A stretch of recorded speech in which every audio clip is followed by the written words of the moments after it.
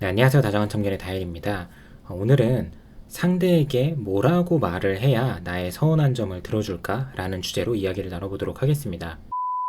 연인 사이에서 가장 많은 싸움을 불러일으키기도 하고 헤어짐까지 이어지기도 하는 한 가지 감정을 뽑아보라고 하면 저는 서운함이라는 감정을 이야기할 것 같아요. 내 친구들의 연애를 들어봐도 그렇고 내 연애를 돌아봐도 그렇고 항상 여기저기에서 서운하다는 말이 끊이질 않아요. 서로 좋아서 시작한 연애고 더 사랑하고 더 행복하고 싶어서 하는 게 연애인데 어느덧 서운함이라는 감정이 커지기 시작하면서 끝내 완전히 남남이 되는 남녀가 굉장히 많습니다. 근데 사실 사랑하니까 더 많은 걸 바랄 수도 있죠. 어떤 경우에는 연인에게 너무 많이 바래서 문제가 되는 경우도 있지만 사실 많이 바랬다고 해서 무조건 잘못만은 아니에요. 그만큼 사랑해서 그런 거니까 애초에 잘못을 따지자면 사랑을 하게 된 것부터가 잘못인 거죠. 결국 상대방에게 바라는 거나 서운함을 느끼는 거, 이 자체를 잘못이라고 볼 수는 없다는 거예요. 그래서 본론으로 들어가 보자면 첫 번째로 우리가 알아야 할 부분은 사랑하는 사람에게 바라는 점과 서운한 점을 느낄 때 표현하는 방식은 오직 내가 결정하는 부분이라는 거예요. 이건 본능이라거나 절대적인 부분이 아니라는 거죠. 근데 흔히들 우리가 남의 연애 이야기를 듣다가 항상 나오는 말 중에 하나가 별일 아니었다, 사소한 문제였다, 그런데 헤어지게 됐다, 이거잖아요. 그래서 사실은 바라는 것과 서운해하는 것은 이별과 직접적인 연관성이 없는 경우가 많습니다. 그렇다면 여기서 우리가 한 번쯤 생각을 해봐야 하는 것들은 내가 상대에게 바라거나 서운함을 말할 때 과연 나는 어떤 표정으로, 어떤 말투로, 어떤 의도로 말을 했을까? 그리고 잠시 사랑이라는 감정은 벗어 던지고 또 그 사람이 나의 서운함을 해결해 주거나 해소해 줄 수 있을 만한 능력과 센스가 있는 사람이었을까? 이와 같은 점들을 돌아본다면 사실 서운함이라는 감정은, 그러니까 이 서운함이라는 애는 아무런 잘못이 없다는 걸 알 수 있어요. 나의 방식이 잘못됐던 거죠. 우리가 표현을 조금 더 예쁘게 해볼 수 있거든요.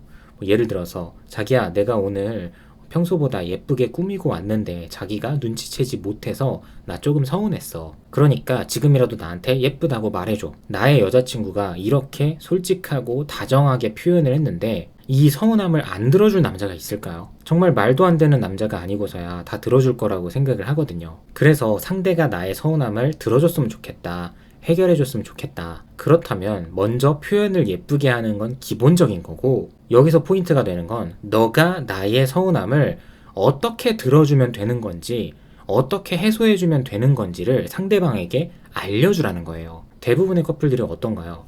이 서운함이라는 감정을 어떤 방법, 어떤 방식으로 들어주고 해결을 해줘야 되는 건지 모른단 말이죠. 이 단계를 알아가는 데만 굉장히 오랜 시간이 걸리기도 하고 시간만 흐르면 다행인데 이 과정 안에서 엄청난 감정 소비가 일어나기도 한다는 거죠. 그러니까 우리가 서로 사랑하는 사이인데 왜 이러고 있나요? 이 시간 아껴서 더 사랑하고 더 예쁜 시간, 예쁜 추억 쌓으면서 만나야죠. 우리가 30대가 넘어서 결혼을 전제로 한 만남이라면 모를까? 그 전에는 어차피 1년, 2년 아무리 잘 만난다고 해도 현실에서 달라지는 건 아무것도 없어요. 그래서 서로가 서로에게 지속적인 관심을 보이면서 많이 알아가는 게 중요한 거죠. 개인적으로 저도 결혼 생활까지 합쳐서 와이프와 5년 반이라는 시간을 보내고 있는데 사실 아직까지도 서로 알아갈 부분이 굉장히 많다고 생각을 하거든요. 평상시에 익숙한 데이트 패턴이나 서로가 익숙한 모습들은 이미 다 알죠. 근데 우리가 함께 안 해본 것들도 많고 안 가본 곳들도 굉장히 많을 거잖아요. 예를 들어서 극단적으로는 저희가 춤을 배우러 가요. 그러면 우리가 춤을 배우러 갔다 치고 춤을 출 때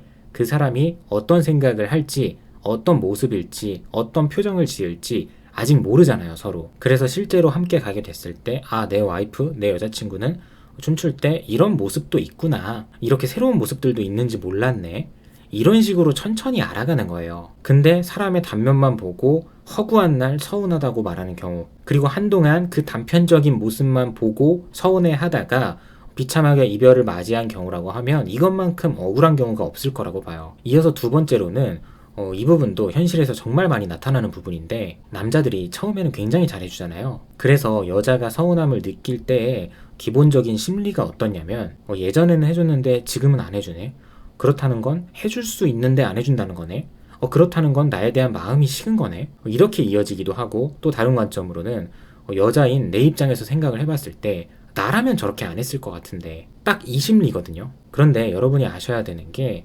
여러분도 상황에 따라서 컨디션에 따라서 내 마음 상태에 따라서 예전에 해주던 것들을 안 해주거나 못 해주고 있는 것들이 분명히 있습니다. 만약 나는 지금 하나도 없는데 라고 한다면 앞으로 생길 거예요. 상대방은 지금이 그 타이밍인 거예요. 해주기가 어렵든 힘들든 못하든. 만약에 예외의 경우로 남자가 여자의 몸을 쟁취한 후에 태도가 180도 달라졌다. 이건 여자 자체를 사랑했다기보다 정말 몸을 좋아했던 거겠죠. 그런데 이 정도로 극단적인 태도가 아니고서야 대부분 처음과는 조금 다른 태도를 보이다가도 시간이 흐르면서 다시 조금씩 원래의 모습을 보이기도 해요. 그렇게 됐을 때 또 다시 노력을 하기도 한다는 거죠.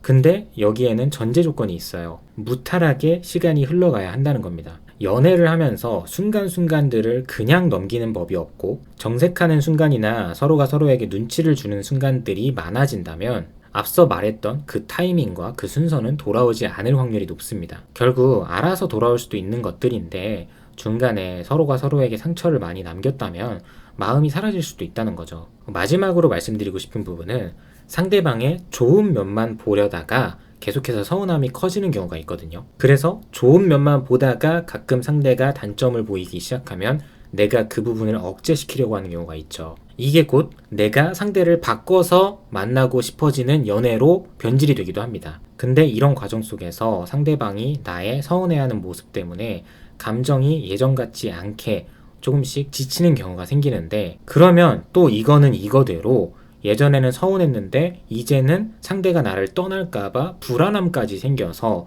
예전에 말했던 서운함에 더해서 불안함까지 상대방에게 말하는 경우들이 있어요. 근데 여기서 생각해 봐야 될 게, 상대방의 마음이 떠나가고 있는 게 상대방의 탓일까요? 저는 개인적으로 아니라고 생각하거든요. 두 사람이 연애를 하면 각자 나는 너에게 확신을 주고 너는 나에게 확신을 줘야 하는 거죠. 그래서 마지막 순간에도 너가 나를 사랑하지 않아서 나를 떠난 거잖아, 이런 식으로 비난하고 탓을 하면서 이야기하는 분들이 조금 의아했던 적이 많아요. 애초에 우리가 잘 만날 때를 생각해보면 물론 상대방이 순수하게 나를 사랑해준 부분도 있겠지만 내가 잘해서 나를 사랑해준 것도 굉장히 클 거잖아요. 그러면 이 부분을 똑같이 적용을 해보면 내가 불안하면 상대한테 눈치를 주는 게 아니라 더 잘해줘야 하는 게 맞지 않을까라는 생각을 합니다. 그래서 결국에는 상대의 좋은 면만 보려고 하면서 서운해할 게 아니라 애초에 내가 상대의 좋은 모습을 더 많이 끄집어내려고 노력을 하는 게 더 지혜로운 방법이 되지 않을까 생각을 해요. 앞서 말한 것처럼 내가 서운함을 느낄 수는 있어요. 실제로 상대가 바빠서 한 3시간, 4시간 동안 대답을 안 해.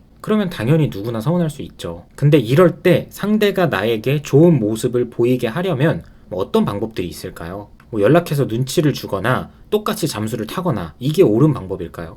절대 아니겠죠. 이건 사람마다 스타일에 따라서 조금씩 다를 수는 있지만 오히려 커피 한 잔을 보내주면서 너 직장 근처에 이 커피숍이 있더라, 조금 더 힘내라, 주말에 너가 좋아할 만한 데이트 코스를 내가 짜봤다, 이따 휴식 시간 되면은 한번 천천히 둘러봐라. 그리고 또 마지막으로는 이따 여유로워지면 전화 한번 달라고 해서 통화를 하게 되면 그냥 아무 이유 없이 연락을 한 거라고 애교를 부리거나 장난을 치면서 힘내라고 이야기를 해보거나, 이렇게나 다양한 방법들이 있다는 겁니다. 실제로 연애를 하면서 상대방에게 너무 많이 의존을 하고 너무 과하게 서운함을 이야기하다가 헤어지게 되는 경우도 있기는 하지만 대부분은 오늘 말씀드렸던 것처럼 서운함의 표현 방식이나 그 앞뒤 과정에서 문제가 돼서 헤어지는 경우들이 너무 많다라는 걸 알고 계시면 좋을 것 같아요.